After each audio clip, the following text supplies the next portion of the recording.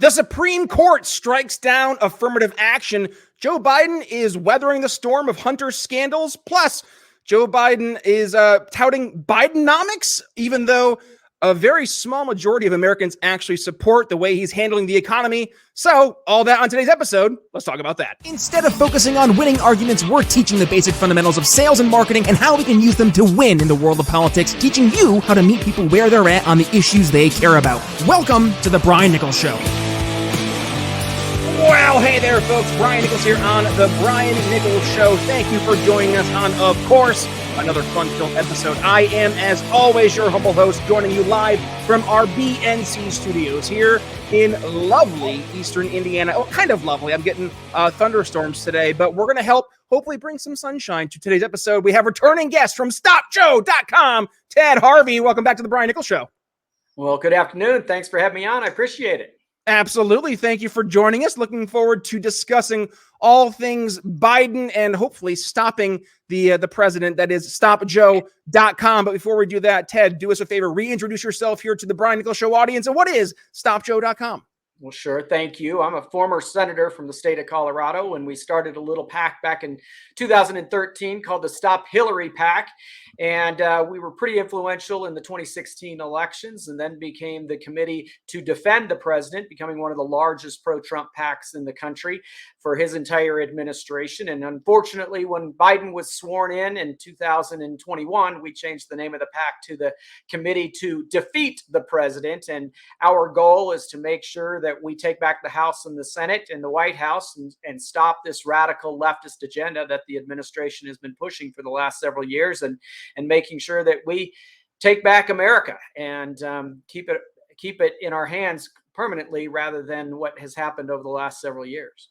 Yeah, and a lot has happened in the past few years with the Biden administration. And I will say, here's one thing that's actually been a positive. It wasn't his doing. It was actually the Supreme Court's doing. And hey, this is where the conservatives absolutely got this right, saying Donald Trump's going to be putting in some Supreme Court justices. They're going to be really important when it comes to some very controversial topics that we've been talking about, and hopefully seeing, they're weighing in. And in this case, the affirmative action conversation finally came to a head. And Joe Biden, according to some new reports, saying this is not a normal court, man, in terms of the Supreme Court striking down affirmative action when it comes to college admissions. Ted, talk to us about what your perspective is in seeing the Biden administration and frankly, a lot of the more leftist social approaches to affirmative action taking a big blow today.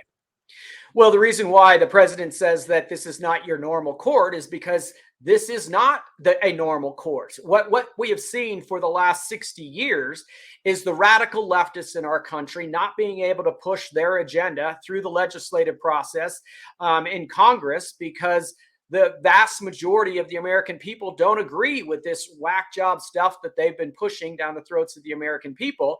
And so they have pushed it through the very activist leftist courts system for decades. And thank God for Mitch McConnell when he was in there and stopped Merrick Garland from getting on the court when Obama had the ability to appoint him. And Mitch McConnell held that vote up until the next election. And then when Trump got elected, Mitch McConnell did away with the 60 vote requirement to get Supreme Court justices on there and went to a 50% plus one vote. And Donald Trump appointed 3 very good, solid conservative constitutionalists, textualists, that would vote on the bills and legislation based on what the Constitution says, not what the radical leftists want it to say. And that is unusual for the courts. And that's why Biden is freaking out right now. That's why the left is freaking out right now, because we are supposed to be a colorblind society, a colorblind judicial system.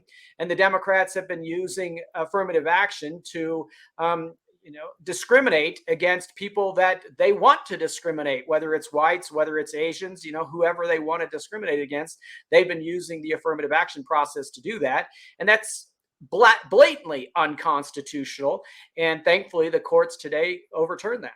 Yep, but be prepared, because the Biden administration They're ready to use their administration, in this case, the Department of Education, which we should abolish. Let's just abolish it right now, to actually fix this, air quotes, saying, today I am directing the Department of Education to analyze what practices help build more inclusive and diverse student bodies and what practices hold that back, Biden said. He noted that practices like legacy admissions and other systems expanded privilege instead of opportunity. Biden continued by asking colleagues not to reject the cause of diversity in admissions, saying, quote, "We cannot let this decision be the last word. The court can render a decision. It cannot change what America stands for." So going back to where a lot of folks, I think, now can rightfully say they were worried about the Biden administration taking a much more strong or armed, dare I say, authoritarian approach to passing down their edicts, now saying he might go through executive order via the Department of Education to try and bring back some type of affirmative action, Ted. And what will happen? There will be lawsuits by Republican governors all across the state and attorney generals all across the United States, and they'll put a stop to that. The administration has tried to do that over and over and over again, and he has been slapped down by the court system because we have good constitutionalist district or attorney generals and governors that have been willing to take on this radical leftist president, and the courts have ruled with the Constitution and with the American people. So I think that the president's just trying to cater to his base, but it's never going to happen. Yeah, well, he's trying to cater to his base, and he's also trying to stay afloat with his Hunter Biden, his wonderful, just absolutely gorgeous of his sons, right? You know, going through saying he's a proud dad, weathering his scandals left and right, because Hunter seemingly can't keep anything under wraps. He has to go ahead and pretty much expose himself, both literally and figuratively, if you know what I'm saying. But right here, Newsweek with an article saying Joe Biden is in fact weathering the storm of Hunter Biden's scandals. According to a majority of Americans, they say their opinion of President Biden has not changed as a result of the legal travails of his son, Hunter Biden, according to a new poll conducted exclusively for Newsweek. Last week, Hunter's legal team struck a deal with the Department of Justice over income tax and weapon possession charges. And under the agreement, he's expected to avoid any prison time by pleading guilty to a misdemeanor tax offense whilst avoiding prosecution for illegally possessing a firearm as a drug user, which of course is exactly how any other average citizen would have been treated, right, Ted? Yeah, but that's not the issue. The issue is that this administration, this Justice Department, is doing everything they can to protect President Biden from the fallout of everything that came out of the Hunter Biden laptops. And they're trying to go forward with this plea agreement to say, let's move on, let's go on. We've already discussed this, let's get it behind us. But what's happening every day is a different whistleblower is bringing out more and more information that is not necessarily relevant to Hunter Biden, because I think most Americans could care less about the president's son. What they do care about is the fact that the president of the United States has compromised our national security by working through his son to essentially blackmail foreign countries and shake them down for tens of millions of dollars for their family, and put themselves in a situation where these communist enemies of our country can blackmail the president of the United States. And I think the more and more that comes out on this issue, the bigger this issue is going to be. And I know that the Republican Party desperately doesn't want to impeach this president because it's politically, a hand grenade when you try to impeach a seated president. We've learned that over many times that a party has tried to do that. But the more documentation that keeps coming out every single day, the more it's going to be hard for the Speaker of the House to stop any kind of investigation from continuing on this issue, because this really rises to the level of high crimes and misdemeanors, which should result in the impeachment of a president of the United States. And if we go deeper into this poll conducted by Newsweek, 60% of Americans believe the legal issues are primarily the result of Hunter Biden's own actions, which appear to be illegal, with just 19% blaming them on, quote, politically motivated attacks from Joe Biden's opponents. Continuing, a plurality of respondents back the investigations into Hunter and his, quote, legal affairs, with 33% saying they strongly support and 22% saying they support the action, with only 10% being opposed, the remainder being either in the camp of neither support nor oppose or don't know. And then this is interesting. A similar proportion wants further investigation into Hunter's foreign business dealings, with 50+% of Americans saying they either support or strongly support this proposal, by just the contrast of 12% opposing or strongly opposing this suggestion, which I mean, right there, Ted, this speaks to Americans are, I think, growing tired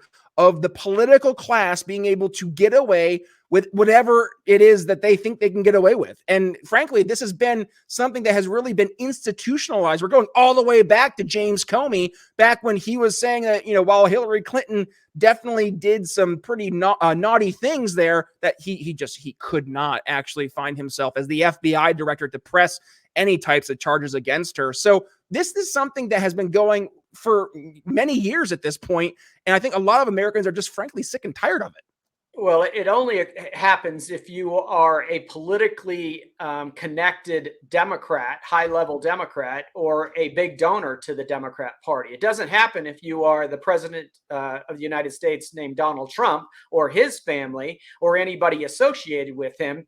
Then you're going to have the full force of the FBI, the CIA, the NSA, the Justice Department of this country coming after you with everything they can to try to throw you in jail and ruin your entire career. What the FBI and the CIA did to Donald Trump by lying to the American people and saying that there was potential collusion between the Russian government and the Trump campaign is outrageous, when they knew, and we all know now because these documents have been declassified, that CIA director, I'm blanking out on his name, Bremer, met with President Obama, met with Vice President Joe Biden, met with James Comey, and met with the head of the Justice Department, and told them before any of the investigation started that they knew for a fact that this was all made up by the Hillary Clinton campaign as a political hoax, and there was nothing to it. Yet the entire intelligence community used that document, the Steele dossier, as justification to opening up an investigation into Donald Trump to try to bring down his campaign in the 2016 election, and then to implement the Mueller investigation, which then tried to undermine the administration for the entire 4 years of his term, and everybody knew that it was all made up. And it was literally a concerted effort to establish a coup against a seated president of the United States that they didn't want to have in office. And that is, there's two huge criminal cases, in my opinion, going on right now. And that is the corruption of the Biden family and the corruption of our intelligence community that tried to implement a coup against the president of the United States. And we need to get to the bottom of all of that. The best thing, I think, for both the Democrats and for Biden is for him to lose in 2024. That's probably what they're actually maybe hoping for, because it will likely kind of get rid of these stories, right? They'll no longer have the conversations about the Biden, the Biden crime family, because they'll no longer be in the spotlight. And according to this new poll, which we're talking about now, Bidenomics, only 34% of folks approve Joe Biden's handling of the economy. And I baffled, my sales and marketing brain is baffled that Joe Biden, with that number in mind, is now making Bidenomics one of the key focal points of his reelection campaign, saying, and I quote, Bidenomics is not about the future, man. Bidenomics is just another way of saying restore the American dream. Okay. Restoring the American dream by crony capitalism, taking tax dollars from the American taxpayer and shoveling it towards the unions that are helping reelect Democrats, or shoveling it towards corporations that have no real legitimate value that they're bringing to the table. Bidenomics, I hear it right now across the board, looking at this poll, is not popular. Biden's approval his approval for handling the economy is not popular. And yet this is something they're running on, which again leads me to believe maybe they just want to go ahead and lose. Well, what else do they have to run on? Vote for me and I'll close down the border.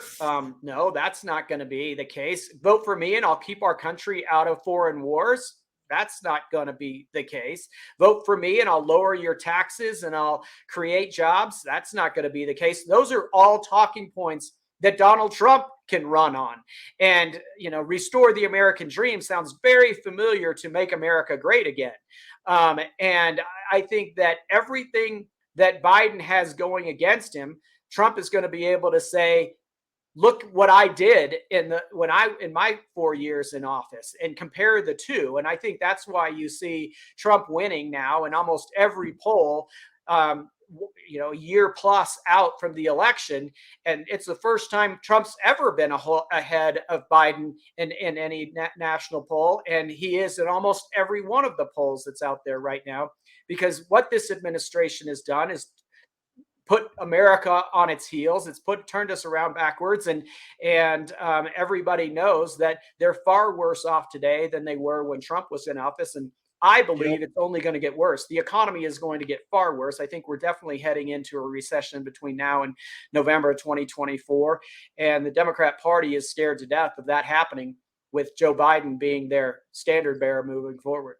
Yeah, well, and this is all from the AP here, which, I mean, usually has just been a talking mouthpiece for the Biden administration, and the Democrats actually laying down some hard truths. The new poll identifies a weakness within Biden's own base. Many of the Democrats he needs to marshal in 2024 are comparatively unenthusiastic about his economic record. 72% within his party say they approve his handling and job overall, but just 60% say they approve his handling of the economy, which for a sitting president is bad numbers. But by comparison, during the depths of the pandemic and unemployment spike, Republicans approved overwhelming numbers of then President Donald Trump's economic leadership. Only 1 in 10 Republicans now approve of Biden overall.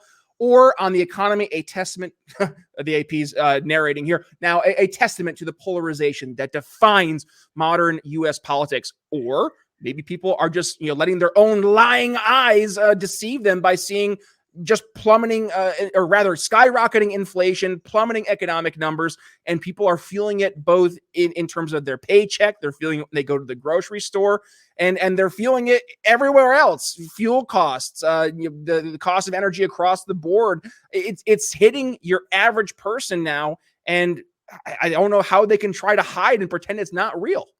Right. And you didn't mention mortgage interest rates have gone from 2%, 3%, all the way up to 7%. That's going to have a humongous impact on the real estate markets over the next 12 months. And that is one of the number one driving forces of the economy, is the housing market. And the more people are unable to afford to be in their homes because they were on adjustable rate mortgages, or they're trying to buy a new house and the house is far more expensive today than it was 12 months ago, that's going to have a huge impact on the economy. And then the next most important factor on the economy is the cost of oil and gas and energy. And going into the coming winter, oil and gas prices are already through the roof, and they're only going to get worse. A lot of people are going to be in a lot of tough financial problems when their interest rates are through the roof and their energy prices are through the roof. They're not going to be looking to blame Donald Trump for that. They're going to be looking to blame this administration. There's no way that they can go, because they've been in charge now for 2 years. You can't blame Donald Trump anymore for the what happened under C-19. That dog's not going to hunt anymore. All right, Ted. Well, as we go ahead and wrap things up, we're going to end things a little bit on the funny side today. I'm going to go ahead and share my screen here. This is from not Trump. This is from Joe Biden on Deadline White House, I guess, on MSNBC. But it's not the content that Joe Biden says, but rather the way he just seemingly walks off a live broadcast. And you can see the host. She is just like absolutely horrified, because she's like, what is happening here? Here, we're going to go ahead and share this. And if you're not joining us here in the YouTube, Rumble, or Sovereign video version of the show, folks, you're joining us here in the podcast version, you got to sneak over really quick to watch this clip, because it's absolutely hilarious. And the ones that didn't vote for your bills, but run on them. That's right. Mr. President, thank you. Thank you. Thank you very much. I appreciate It's great to have you. Thank you. Thank you. Don't go anywhere. anywhere. It's a very exciting day around here. We'll have reaction and analysis to everything we just heard. Oh God, Ted. I mean, it's so uncomfortable. You just see Joe Biden stand up. He's like, "Yeah, I'm going to leave now," and just does his little robot walk off stage. Like, he's not with us, right? This can't be real life. He's not a real person at this point. He's just a shell of his former self, which I feel bad for laughing at, because he's obviously an 80-some-odd-year-old senile man, but he's the president of the United States. Like, what are we doing here? And this isn't, it's not like he hasn't been an elected official, a United States senator for over 40 years, and then the vice president of the United States for 8 years, and now the president of the United States for 2 years. He has been doing live on-camera interviews, in-studio camera interviews for decades. He knows to sit and wait until they go to a commercial break, but he can't remember that. He's not able to cognitively figure out where he is and what he should be doing. And the reason why she was uncomfortable is because she knew, as one of the leading Democrat propagandists out there, that this was going to be a disaster for the leader of her party, her team leftist. And she was not just uncomfortable because she knew he was an older man walking away from an interview, but he was an older man who was the head of their party and literally driving their chances of winning the White House again into the ground. I think that's what she was most embarrassed about, is she sees the left losing control of this country again, and she's afraid of what that means. Yep. Well, and so we had our good buddy Kenny Cody here on the show last week, where we had a great first half of the episode until my microphone died. But other than that, I mean, you see right now what happened last week too, I think kind of carrying over a little bit here, is that the White House press corps absolutely turned on Joe Biden, but there's still the legacy media, and especially in your organizations like MSNBC, CNN, who they're trying to run cover for this guy. And I just think we're at a point where it's not cutting it anymore, Ted. And I think a lot of folks, both in the media, are starting to wake up to the wind being swept right out of the proverbial sails there for their 2024 re-election campaigns for Joe Biden. And they're seeing the writing on the wall that, yeah, Trump, despite all the unfavorability for Donald Trump, he's still polling more favorable than Joe Biden. Battle states like Pennsylvania having polls coming out showing Trump with a 3, 4, 5 point lead on Joe Biden in not only the favorables, but also Joe Biden having higher unfavorable ratings.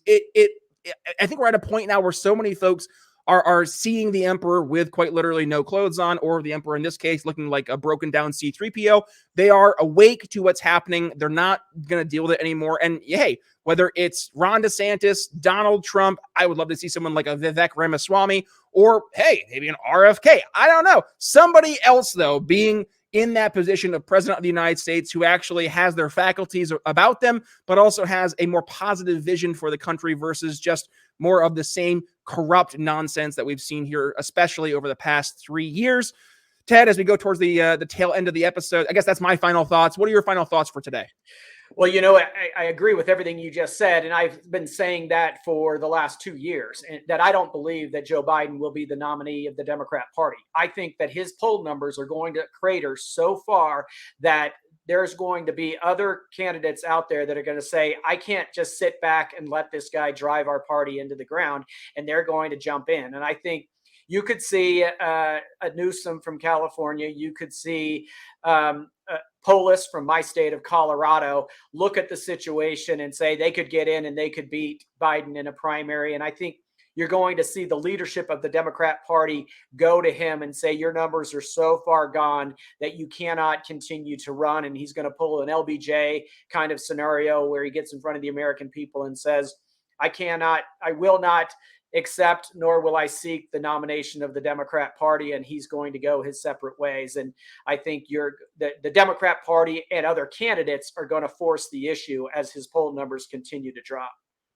And you have Gavin Newsom in the background, like the Batman villain he is, clicking his fingers, waiting for his moment to strike. And yeah, what a terrible, terrible America that would be with a President Gavin Newsom. Go listen to our good friend Clint Russell on his Liberty Lockdown podcast, and he will tell you all about the wonderful things that Gavin Newsom has done for California. I kid.